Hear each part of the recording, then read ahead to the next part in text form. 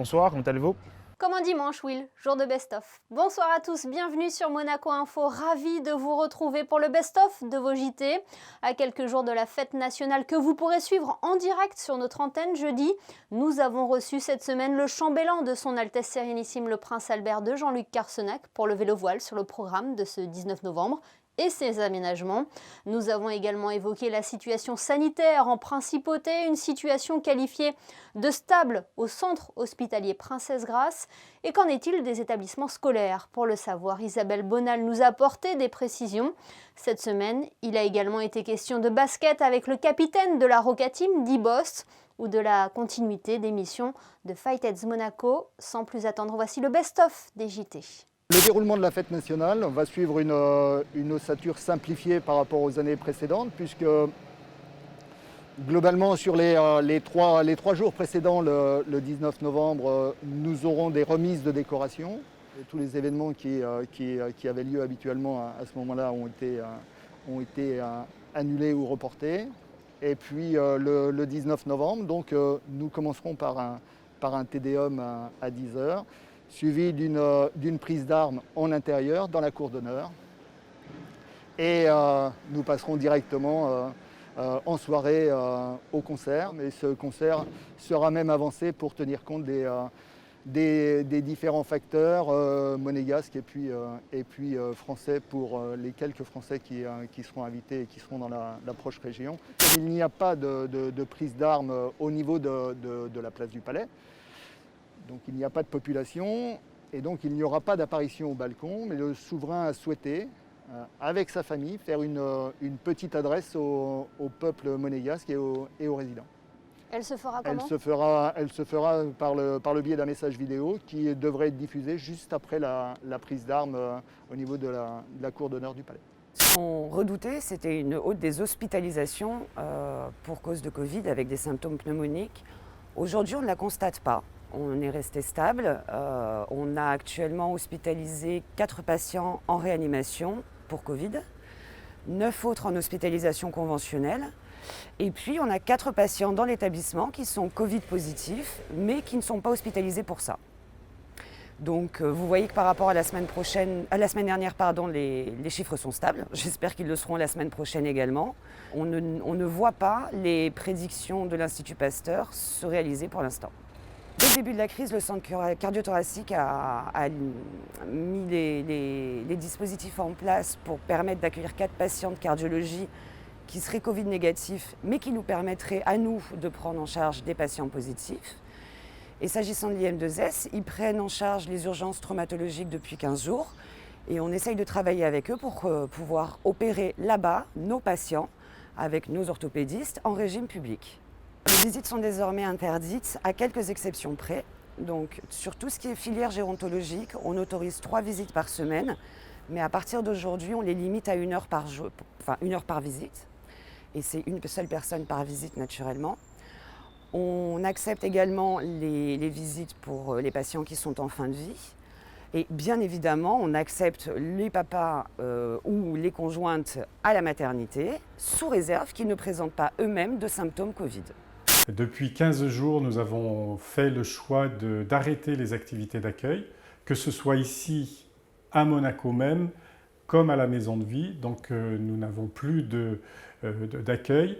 Et depuis l'annonce par le président de la République française du confinement en France, nous avons mis les équipes en télétravail. Nous avons suspendu donc les séjours et nous attendons de voir certainement que d'ici la fin de l'année, il n'y aura pas de reprise de séjours, mais nous attendons de voir l'évolution de l'épidémie pour reprendre aussitôt que possible, comme nous l'avions fait en juin, en réduisant le nombre de participants et bien entendu en réadaptant compte tenu des gestes barrières.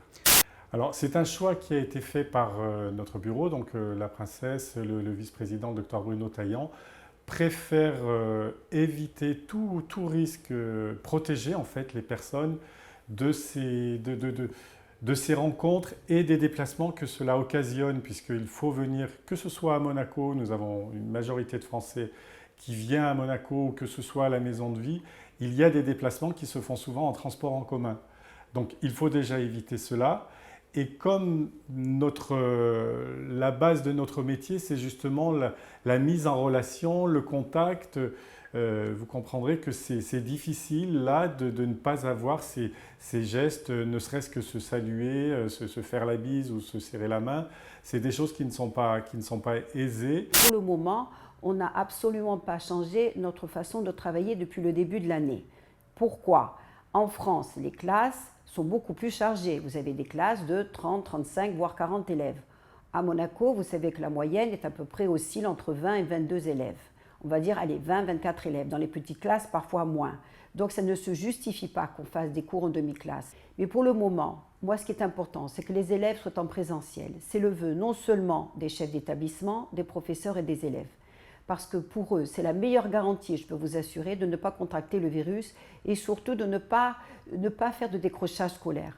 Donc, tant qu'on pourra faire du présentiel à l'école, je ferai tout pour que tout se passe au mieux. Les épreuves communes en première et en terminale, à savoir les langues vivantes, l'histoire-géographie ou la spécialité qui était choisie en première et abandonnée en terminale, sont annulées et sont remplacées par le contrôle continu. C'est-à-dire que les élèves passeront ces matières en contrôle continu. En revanche, pour les matières de spécialité, les 2 matières de spécialité, elles sont maintenues pour le moment et elles auront lieu entre le 15 et le 17 mars 2021. Pour les épreuves de sport, ils ont décidé d'annuler les épreuves d'éducation physique pour ce premier trimestre. Mais de toute façon, ils passeront les 2 autres épreuves, les évaluations de formation continue, comme c'est prévu, au 2e et au 3e trimestre. Ça, c'est maintenu à condition, bien entendu, que les conditions sanitaires le permettent. L'OHI est basé à Monaco sous invitation du prince Albert Ier. Et d'ailleurs, un de nos plus grands projets, la carte générale bathymétrique des océans, a été initié en 1903 par le prince Albert Ier. Et c'est un projet que nous continuons encore à ce jour en partenariat avec la Commission océanographique intergouvernementale de l'UNESCO. Bien sûr, pendant longtemps, les cartes marines étaient imprimées. Il y a déjà des pays qui ont dit qu'ils ne voulaient plus continuer les cartes marines papier. Et justement, maintenant, les systèmes de navigation sont des systèmes numériques. Donc, il y a un besoin urgent pour que toutes les données soient numériques. Et donc, il faut que toutes ces informations puissent être utilisées sur les différents supports. Il s'agit de travaux importants puisque ce sont les premiers travaux de rénovation depuis l'ouverture de l'hôtel donc en 2004 et ils vont être organisés en 3 phases bien distinctes. Comme vous pouvez l'imaginer, lorsqu'on rénove un hôtel, on est bruyant. Et donc, comme on ne souhaite pas déranger notre clientèle, il y aura une première phase de fermeture de l'hôtel du 30 novembre à la première semaine du mois d'avril, durant lesquels seront effectués des travaux principalement de destruction, je dirais. Ensuite, et pour ne pas pénaliser la principauté de Monaco, l'hôtel Métropole réouvrira ses portes en avril 2021 jusqu'à fin septembre 2021 afin de pouvoir couvrir et de participer à tous les événements importants qui, nous l'espérons, auront lieu en principauté l'année prochaine. Ensuite, une 3e phase, refermeture de l'hôtel dès le 1er octobre 2021 pour une période de 6 mois, donc jusqu'au 31 mars 2022. Et nous pensons donc pouvoir offrir un nouveau produit lorsque nous espérons l'économie internationale pourra reprendre la normale, donc en début 2022. On est sur la saison 4 de la série Syndicate, qui est une série sur un ensemble de gens qui se mettent ensemble pour avoir un meilleur pouvoir d'achat au niveau des loteries en Angleterre. Et ces ensembles de personnes, ça s'appelle un syndicate. Et donc là, on se retrouve avec la 4e famille dans cette saison. Et leurs aventures et les choses qui se passent dans ce film les amènent sur Monaco et sur la France, sur le Riviera. Oui, le cinéma est très très important ici à Monaco, même dans la famille Princier.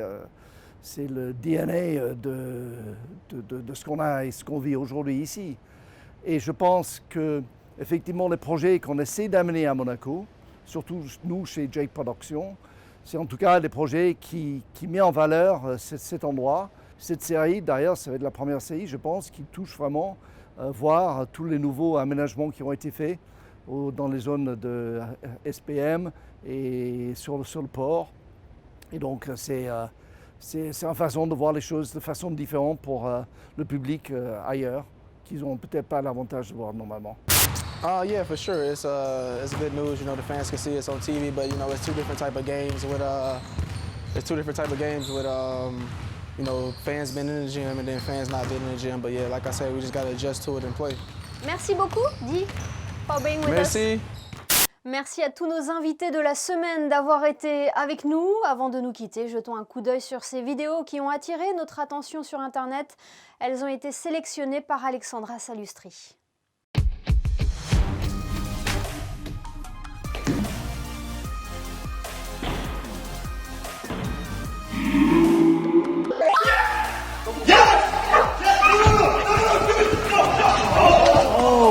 Yo, you good?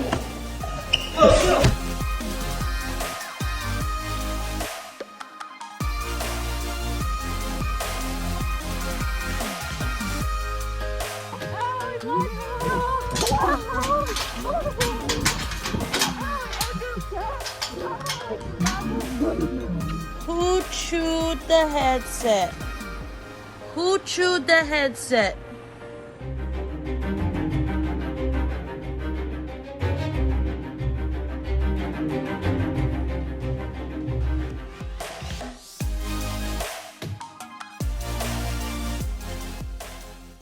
Astucieux. C'est la fin de votre best-of. Rendez-vous demain, lundi, pour une nouvelle édition.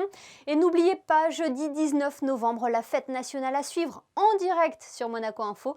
Très belle soirée à tous.